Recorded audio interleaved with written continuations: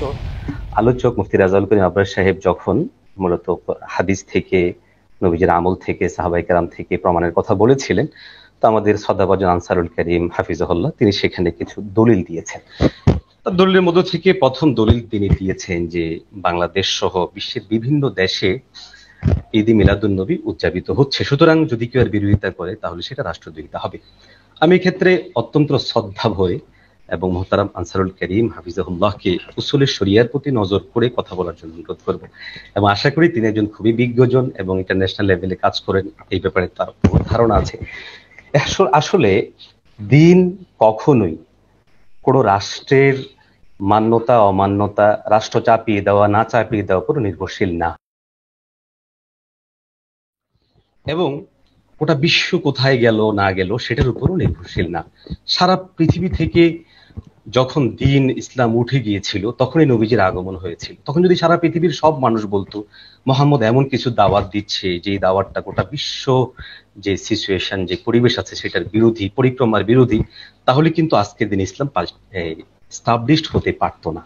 সুতরাং এটা একটা নিছক আবেগের কথা এবং এটা একটা অ্যাটাকিং কথা যে আর আমরা রাষ্ট্রদ্রোহী কোনো কাজ করছি না। প্রিয় মোহতারাম, আসলে মূলত কোনো সরকার স্বীকৃতি দিল কিনা, কোনো রাষ্ট্র সেটা করে কিনা, অথবা কোনো রাষ্ট্রে সেটা কোন পর্যায়ে থাকে, যদি আমরা এভাবে দ্বীন শরীয়তের বিষয়গুলোকে নিয়ে যাই, তাহলে অতীতের বহু খারাফাতকে আমরা দেখব, যেগুলো ঢুকানো হয়েছে কখনো কখনো বিভিন্ন বিধর্মীয় রাষ্ট্রনায়কদের পক্ষ থেকে। আজকের দিনেও বিশ্বের বিভিন্ন জায়গায় বিভিন্ন বিধর্মীরা কিন্তু আমাদের ইসলাম ও মুসলমানদের উপর বহু জিনিস চাপিয়ে দেয়। সুতরাং সব জায়গায় আমাদেরকে এই নীতিমালা কিন্তু দেখানো যাবে না। নাম্বার 2 হচ্ছে আমাদের শ্রদ্ধাভাজন আনোয়ারুল করিম হাফিজাহুল্লাহ অত্যন্ত আবেগ এবং মহব্বতের সাথেই বলেছেন যে এখানে কোরআনুল কারীম থেকে আমরা দলিল পাচ্ছি ঈদে মিলাদুন নবী পালনের উপর। দেখুন, আজকে কিন্তু আমাদের মূল আলোচ্য বিষয়টা ঈদে মিলাদুন নবী, 12 রবিউল আউয়ালকে কেন্দ্র করে যেভাবে ঝাঁকঝকমতার সাথে একেবারে আলাদা একটা রূপে, ভিন্নভাবে এবং গুরুত্ব সহকারে আদায় করা হয়। যারা এটা উদযাপন করে না, যেমন এখানে রাষ্ট্রদ্রোহী আমাদেরকে বলে ফেলা হলো, একইভাবে ওয়াহাবি বলা হচ্ছে, নবীর দুশ্মন বলা হচ্ছে, নবীর মহব্বত নাই, নবীর মহব্বত থাকতে পারে না যারা ঈদ পালন করে না। এই যে একটা থিম তৈরি হলো, একটা চিন্তা তৈরি হলো, একটা আবেগ তৈরি হলো, আলোচনার বিষয় কিন্তু এটা। এবং আমি খুবই ধন্যবাদ জানাবো আমাদের মোহতারাম সাগর ভাইকে যে তিনি খুবই সুচিন্তিত একটা চমৎকার শিরোনাম দিয়েছেন যে ঈদে মিলাদুন নবী উম্মার জন্য কতটুকু জরুরি। এটা অত্যন্ত চমৎকার এবং আমি মনে করি সময় উপযোগী, এবং বিশেষ করে আমাদের জন্য, আমরা যারা দিন নিয়ে কাজ করতে চাই, ইসলাম নিয়ে কাজ করতে চাই, এটা আমাদের জন্য খুবই চমৎকার একটা শিরোনাম।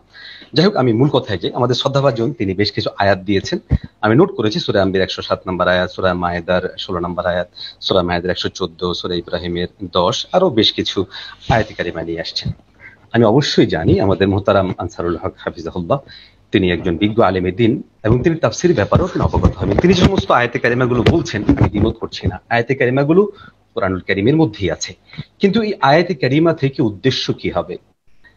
এই ক্ষেত্রে যেহেতু কোরআনের জন্য যেটা গৃহীত পন্থা বা যে ভাষ্য আমরা গ্রহণ করি সেটাকে বলা হয় তাফসীর। আর আমরা জানি মুফাসসিরিনরা তাফসীরের জন্য 4টা স্বীকৃত মূলনীতি এখানে উল্লেখ করেছে। 1 নম্বর তাফসীরুল আয়াতি বিল আয়া, 2 নম্বর হল তাফসীরুল আয়াতি বিল হাদিসিশ শরীফ ওয়া বিআকওয়ালি নবী সাল্লাল্লাহু আলাইহি ওয়াসাল্লাম বিআমালি নবী সাল্লাল্লাহু আলাইহি ওয়াসাল্লাম। নাম্বার 3 স্টেপ হচ্ছে বিআকওয়ালি সাহাবাতি রাদিয়াল্লাহু তাআলা আলাইহিম আজমাইন। আর নাম্বার 4 হচ্ছে মুফাসসিরিনদের, সালফে সালেহিনদের বা পরবর্তী যুগ পরম্পরায় যাদেরকে মুফাসসির হিসেবে স্বীকৃত দেওয়া হয়েছে তাদের মতামতকে আমরা এখানে গ্রহণ করব। তো আমাদের সম্মানিত আলোচক তিনি এই যে আয়াতে কারিমাগুলোকে দিয়ে কোথাও শুকরের কথা আসছে, শুকর গুজার হওয়ার কথা, কোথাও সম্মিলিতভাবে নিয়ামতের শুকরিয়া আদায়ের কথা আসছে, হযরত ঈসা আলাইহিস সালামের সে আয়াতে কারিমা ঈদ শব্দ আসছে। এই ঈদগুলো দ্বারা আজকের যে ঈদ মিলাদুন নবী পালিত হচ্ছে, এটা আসলে আয়াতের তাফসীর আয়াত দিয়ে আমরা কি দেখাতে পারবো? আমরা কি হাদিস থেকে দেখাতে পারবো? আমরা কি সাহাবায়ে কেরাম থেকে দেখাতে পারছি? আমরা আমাদের কাছে তাফসীরের কিতাবগুলো আছে, সেগুলোর কোথাও কিন্তু যেহেতু একটা সুনির্দিষ্ট স্ট্রাকচার নিয়ে আলোচনা হচ্ছে, সুতরাং ওই স্ট্রাকচারটাকে সাব্যস্ত করা কিন্তু একটা মৌলিক বিষয় এখানে হয়ে দাঁড়ায়। সুতরাং আমি আয়াতের সামনে নিয়ে কথা বললে ভালো হয়, মাইক্রোফোনের একটা নয়েজ আসছে। জি আচ্ছা। তাহলে এই আয়াতে কারিমাগুলো দ্বারা সুস্পষ্টভাবে সেটা প্রমাণ করা আমাদের জন্য জরুরি। তিনি আয়াতে কারিমার মধ্যে একটা শব্দ এখানে নিয়ে আসছেন, ঈদ। দেখুন, ঈদের একটা হচ্ছে আল মানা আল লুগাভিয়া, আরেকটা হচ্ছে আল মানা আল ইসতিলাহিয়া, একটা হচ্ছে শাব্দিক অনুবাদ, আনন্দ ফুর্তি এক জিনিস। আরেকটা হচ্ছে পারিভাষিক অনুবাদ। হ্যাঁ, যেমন ঈদের কিন্তু পরিভাষা বলতে আমি ঈদ বললেই কিন্তু আমাদের মাথা চলে যায় কোরবানির দিকে অথবা রোজার দিকে। হ্যাঁ, তাহলে একটা হচ্ছে পারিভাষিক বিষয় আর একটা হচ্ছে শাব্দিক বিষয়। আমাদের আলোচনার বিষয়টা কিন্তু এখানে শাব্দিক নয়, যেহেতু ঈদে মিলাদুন নবী হুবহু এটাকে লিস্টেড করে ফেলা হয়েছে এবং এটাকে সাইয়্যিদুল আয়াদ হিসেবে কিন্তু উল্লেখ করা সাইয়্যিদুল হয় এবং আয়াত। বাংলাদেশে জি মোহতারাম সাইয়্যিদুল আয়াদ হিসাবে অনেকে কিন্তু সেটাকে পালন করে থাকেন। তাহলে আমাদেরকে অবশ্যই এই আয়াতগুলো থেকে ঠিক কিভাবে উদযাপিত হলো বা আদৌ উদযাপন হয় কিনা সেটা কিন্তু আমাদেরকে ক্লিয়ার হওয়া দরকার। এখানে একটা বিষয় আমি ক্লিয়ার করে আমি মূল আলোচনায় যাব। আমি কিন্তু মূল আলোচনা করিনি, জাস্ট মোহতারামে কিছু আলোচনা জবাব দিয়েছি। মূল আলোচনা যাওয়ার আগে আমি বলবো রাসূলুল্লাহ সাল্লাল্লাহু আলাইহি ওয়াসাল্লামের জীবনী আলোচনার ব্যাপারে আমরা সবসময় পজিটিভলি রাসূলুল্লাহ সাল্লাল্লাহু আলাইহি ওয়াসাল্লামের জীবনী আলোচনা করা, বিভিন্ন সাইড নিয়ে আলোচনা করা, যেটাকে মিলাদ বলা হয়, হ্যাঁ, সেই ব্যাপারে আমাদের ওলামায়ে সবসময় বলে আসছে। কিন্তু সুনির্দিষ্ট স্ট্রাকচার দিয়ে, রূপ দিয়ে, ইবাদত দিয়ে, এবং যারা ওই রূপে বা নির্দিষ্ট সুরতে করবে না তাদেরকে রসুলের দুশমন বানিয়ে ফেলা, অথবা নির্দিষ্ট একটা সুরত অবলম্বন করা, অথবা দাঁড়িয়ে যাওয়া, হাজের নাজের মনে করে দাঁড়িয়ে যাওয়া, মূলত কিন্তু আসলে বিতর্কের জায়গাগুলো হচ্ছে নেক্সট স্টেপে যেগুলো যুক্ত হয়েছে সেগুলোর সাথে। অর্থাৎ আমি স্পষ্টতরই বলছি, নবীজির জীবনে যদি আলোচনা করা হয় আমরা এতে কখনোই দ্বিমত নই। যাই হোক, এখন আমি আমার মূল আলোচনায় যাই। আমাদের আজকের আলোচনার শিরোনাম হচ্ছে ঈদে মিলাদুন নবী মুসলিম উম্মার জন্য কতটুকু জরুরি। প্রথম বিষয়, আসলে ঈদে মিলাদুন নবীকে কি হিসাবে নেওয়া হয়? ইবাদত হিসাবে, সাকাফা হিসাবে, নাকি আদা হিসাবে? যদি ইবাদা হিসেবে নেওয়া হয় তাহলে অবশ্যই সেটার জন্য শরিয়া ইসলামিয়ার যে উসুলে শরা আছে, দালাইল আরবা আছে, সেখান থেকে স্পষ্ট দলিল আমাদেরকে দিতে হবে। আর যদি সাকাফা হয়, সাকাফাত অর্থাৎ তাহজিব, তামাদ্দুন, সংস্কৃতি, আমাদের ইসলামের সৌন্দর্য ফুটিয়ে তোলা, আমরা বিশ্বকে দেখাতে চাই যে আমাদের একটা কিছু, তাহলে এই সাকাফাটা অবশ্যই আমার সম্মানিত দুজন আলোচক আমার সাথে অবশ্যই সম্মত হবেন যে আমাদের সাকাফাতে এমন কিছু কিন্তু প্রবেশের সুযোগ নাই যেই সাকাফাটা ইহুদিবাদের সাথে মিলবে, খ্রিস্টবাদের সাথে মিলবে। কেন আমরা দেখি যে মহাজ ইবাদতের মধ্যেও যেন ইহুদিবাদের সাথে বিরোধিতা করা হয়। এই জন্য আশুরা রোজা কিন্তু দুটো রাখতে বলা হয়েছে। সেখানে নবীজি স্পষ্ট বলেছেন তোমরা এগুলোর মধ্যে কিন্তু ইহুদিদের বিরোধিতা করো, কুফারদের বিরোধিতা করো। একইভাবে আমাদেরকে মান তাশাব্বাহা বিকওমিন ফাহুয়া মিনহুম, এই হাদিস দ্বারা স্পষ্ট নবীজি হুমকি দিয়ে রেখেছেন যে তোমাদের মধ্য হতে কেউ যদি ইয়ে করো, কাফের মুশরিকদের তাসবিহ হয়ে যায় এমন কোন ইবাদত তোমরা করে ফেলো, তাহলে কিন্তু সেটা তোমাদের জন্য গৃহীত হবে না। নাম্বার থার্ড হচ্ছে, যদি আদত হয়, অভ্যাসগত কারণে আমরা সেটাকে আলোচনা করতে চাই, তাহলে সেই আদতটা ব্যক্তিগত পর্যায়ে থাকছে কিনা বা সেটাকে অপরের উপর চাপিয়ে দেওয়া হচ্ছে কিনা, কারণ এই বিষয়গুলো কিন্তু ধীরে ধীরে অন্য একটা স্টেপে চলে যায়। নাম্বার 2 হচ্ছে ঈদে মিলাদুন নবী, যেটা আজকে আলোচনা আসছে। এই ঈদে মিলাদুন নবীটা আমাদের যারা মুহতারামরা পক্ষে বলছেন যে এই ঈদে মিলাদুন নবী শরিয়া ইসলামিয়ার মধ্যে আমরা জানি যে ফুকাহায়ে কেরামগণ এবং সারা পৃথিবীর সমস্ত স্কলারগণ এ ব্যাপারে ঐক্যমত হয়েছেন যে কিছু স্টেপ আছে, যেমন ফরায়েজ, ওয়াজিব, সুন্নত, মুস্তাহাব, মুবাহ। হ্যাঁ, তো যেহেতু তারা বৈধ মনে করেন, তো বৈধতার কোন স্টেপটাতে আছে? যদি ফরজে থাকে ফরজের দলিল লাগবে, ওয়াজিবে থাকলে ওয়াজিবের দলিল লাগবে, সুন্নতে থাকলে সুন্নতের দলিল লাগবে। স্টেপগুলোর ঠিক কোন জায়গাটা আছে সেটা একটু নির্ধারণ আমাদেরকে করে দেওয়া জরুরি।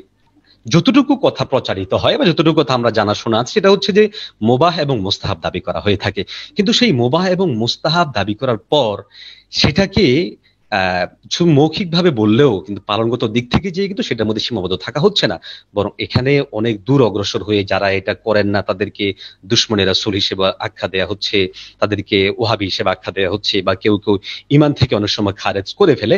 এই জন্য ওনাদের এই বিষয়টাও সাফ হওয়া দরকার যে আসলে ঈদে মিলাদুন নবী স্টেপটা কতটুকু। আমাদের আলোচনার শিরোনামের একটা চমৎকার পয়েন্ট হচ্ছে যে মুসলিম উম্মার জন্য কতটুকু জরুরি। দেখুন, আমি আগেই বলেছি যে জরুরি বা যেটাকে আরবিতে বলে জরুরত, এই জরুরতের দুইটা সাইড রয়েছে। একটা হলো আজ-জরুরা আশ-শারঈয়্যা, শারঈ প্রয়োজন।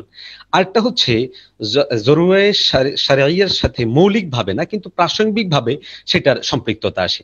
আমি স্পষ্টতই বলছি যে এটা শরঈ জরুরতের মধ্যে এটা অন্তর্ভুক্ত করার কোনো সুযোগ নেই।